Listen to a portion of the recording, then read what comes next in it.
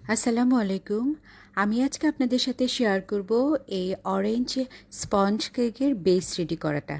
তো সাধারণত আমি যখন ডেলিভারির জন্য কেক রেডি করি আমি প্রফেশনাল মেথডটাই ফলো করি, মানে কাপের মাপে না, আমি গ্রামের মাপে আমার ডেলিভারি দেওয়া সকল কেকগুলো আমি তৈরি করে থাকি।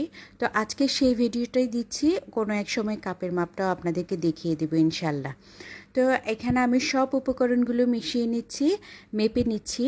প্রথমে আমি শুকনো উপকরণগুলো মেপে নিচ্ছি, একটু ভালো করে খেয়াল করবেন। আমি এখানে শুকনো উপকরণের মধ্যে ময়দা নিয়েছি 60 গ্রাম, আলমন্ড পাউডার নিয়েছি 20 গ্রাম, কর্নফ্লাওয়ার নিয়েছি 20 গ্রাম, বেকিং পাউডার নিয়েছি 5 গ্রাম।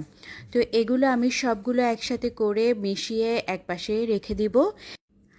আরেকটা বাটিতে আমি তেল নিয়ে নিচ্ছি 15 গ্রাম, ইমালশন নিচ্ছি 5 গ্রাম। যেহেতু আমি এটা অরেঞ্জ স্পঞ্জ কেক করছি সেজন্য আমি অরেঞ্জ ইমালশনটা ব্যবহার করছি। পানি নিয়ে নিব 15 গ্রাম। আপনারা এখানে পানির পরিবর্তে অরেঞ্জ জুসটা ইউজ করতে পারেন, তবে একটু খেয়াল রাখবেন জুসটা যেন টক না হয়, একটু মিষ্টি মালটা ইউজ করবেন, একটু চেখে নেবেন। তো এগুলো একসাথে করে আমি একপাশে রেখে দিব। এবার আসেন ডিম এবং চিনির মেজারমেন্টে।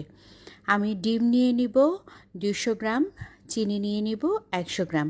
200 গ্রাম ডিমে সাধারণত 4টা ডিম হয়ে থাকে, যদি 5-10 গ্রাম এদিক সেদিক হয় কোনো অসুবিধা হবে না, কিন্তু চিনিটা আপনারা মেপে নেবেন 100 গ্রাম। তো এবার আমি সব উপকরণ মাপা শেষ, এবার আমাদের প্রসেসিংটা আমরা শুরু করব। প্রথমে আমি ডিম এবং চিনি বিট করে নেব। ডিম এবং চিনি খুব ভালোভাবে বিট করে নিতে হবে, যতক্ষণ পর্যন্ত না আস্তদানা চিনি গলে যায় ততক্ষণ পর্যন্ত আমাদের ডিম এবং চিনি বিট করে নিতে হবে। আরেকটি জিনিস খেয়াল রাখতে হবে, আমাদের বিট করতে করতে যখন দেখব যে আমরা বিটারের যে ক্রিমটা আছে সেটা দিয়ে একটা সংখ্যা লিখতে পারছি বা সংখ্যাটা লেখার পরে মিলিয়ে যাচ্ছে না, তার মানে আপনার ডিমের ফোমটা পারফেক্ট হয়ে গেছে। ডিমের ফোম যদি পারফেক্ট না হয় তাহলে কিন্তু আমাদের কেকের বেসটা কখনোই সুন্দর হবে না, কেক কখনোই পারফেক্ট হবে না। এবার এর সাথে আমি শুকনো উপকরণগুলো মিশিয়ে নিচ্ছি। মনে রাখবেন শুকনো উপকরণগুলো অবশ্যই চেলে মেশাতে হবে এবং 2-3টা ধাপে মেশাতে হবে। ভিডিওতে দেখতেই পাচ্ছেন আমার ডিমের ফোমটা কতটা পারফেক্ট হয়েছে। আপনার ডিমের ফোমটা যখন পারফেক্ট হবে কেকটা অবশ্যই পারফেক্টভাবে বেক হবে। তো শুকনো উপকরণ মিশানোর সময় আরেকটা জিনিস খেয়াল রাখবেন, আপনি যদি ওভেনে বেক করেন ওভেনটা প্রিহিটেড করতে দিয়ে দিবেন, আর যদি চুলায় বেক করেন চুলায় পাতিলটা প্রিহিটেড করতে দিয়ে দিবেন।